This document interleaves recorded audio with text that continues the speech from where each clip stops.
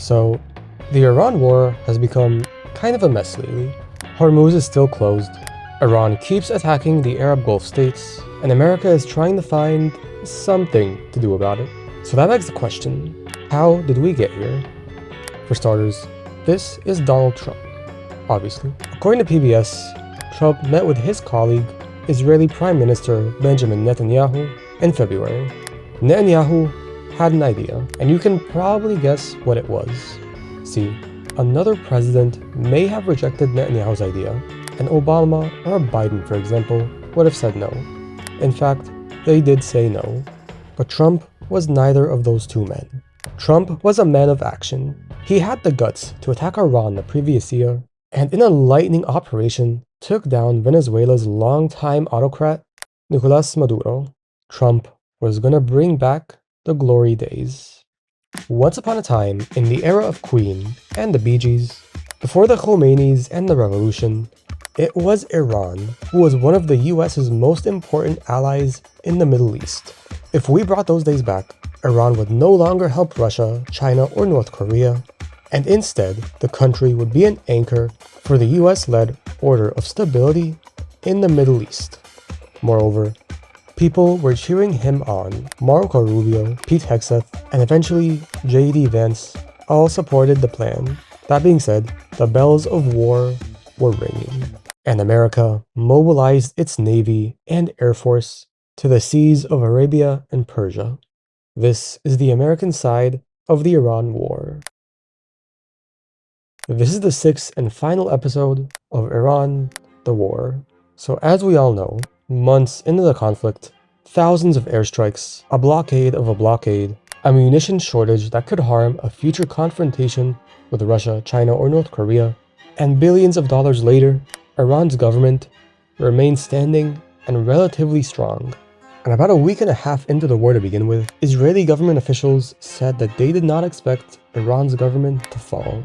That was kind of a problem, because a lot was riding on that eventuality. But anyways, things were going to get more difficult not just for Trump, but for the rest of America as well. Iran, as somehow nobody foresaw, carried out the nightmare scenario. It shut down the Strait of Hormuz. This was no longer a war of regime change. It now became a war of energy, security, and public opinion. We all know America, the land of democracy, business, and cars. Cars are important, because if there's one thing that you shall not touch in this more perfect union, it is cars. Or more specifically, gas. In early April, the price of crude reached about $110 a barrel, doubling in the span of over a month. Iran warned people to get ready for $200 a barrel. Americans were gonna feel the pinch. About a fifth of the world's oil passes through the Strait of Hormuz, and Iran just went in and closed it. It would be Trump, not Iran, who had a domestic issue to deal with. Not just oil, but also the war was getting a bit long. The days were becoming weeks, and the weeks months. And the longer the war continued, the more Trump and his coalition became exposed to one major thing: no more foreign wars. Many Americans were not excited to get involved in another Middle Eastern war. For them, it was like a bad TV series at this point. According to a poll by Pew, about 59% of Americans said that the US made the wrong decision in attacking Iran, with a significant amount of Republicans, the people who voted for Trump, also not happy. That mattered, because public opinion can make you look bad. Really, really, really bad. In Congress, for example, even with a Republican majority, the House of Representatives passed a law making America leave the Iran war. And were it not for the Senate, who rejected the idea, Trump would probably be in a much, much tougher position. And at the same time, you had Pete Hegseth's testimonies in front of Congress about the war, which were probably not fun experiences for the war minister. Generally, you need domestic backing, but US public opinion really does not favor the war. And if gas prices remain high, and people keep saying your economy is bad, and then the midterms roll around, let's just say that you will have a problem to deal with. If the war is unpopular, then you can just end it, right? Well, yes and no. The thing is, the US has opened up Pandora's box. Iran today is not Iran yesterday. The Iranian government has leveled up. Hormuz has given it a new sense of confidence, and the assassination of its leaders has brought to power a new generation with slightly different ideas.